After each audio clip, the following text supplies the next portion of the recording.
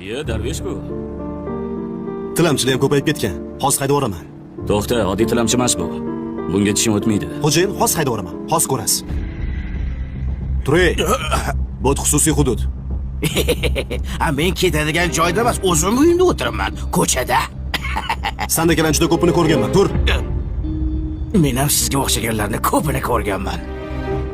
Siz faqat buyruq olasiz, lekin o'zingizni shaxsiy fikringizga ega emassiz. Menga qarang. Nima deyapsan? Tan oling. Odamlarni haydaysiz, lekin o'zligingizdan qochasiz. To'g'ri, sen hozir meni haydamoqchisan. Lekin o'zing qayerga ketayotganingni bilasanmi? Yo, uni ham xo'jayining hal qiladimi?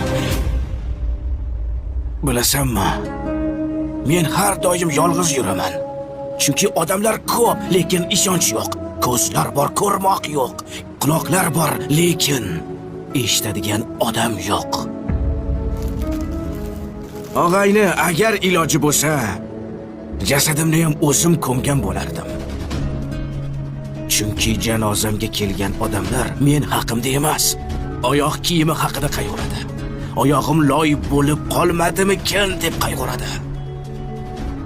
Go'yo ular hayot mobaynida toza yo'ldan yurgandek. Ha, Darvesh. Boy aka. Yaxshimisan? Yaxshimisiz? Ha, bu ishchi sizning xodimingizmi? Ha, men senga nima degandim? Bor, hujjatlarni mashinaga olib bor. Gaplarimdan xafa bo'lish yo'q. Uzr. Mayli. Menga ruxsat endi. To'xta. Labay.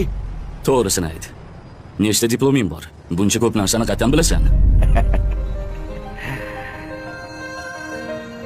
Yaqinroq keling. Boy aka, meni bitta diplomim bor. Uyam bo'lsa xatolar degan diplom. Men ko'p xato qilganman. Biz kelib ketuvchi to'garak jahon, na boshi ma'lum, na so'nggi ayon. Hech kimsa rostini aytib bera olmas. Biz qaydan keldik-ku, keturmiz qayon. Ha, odamzod.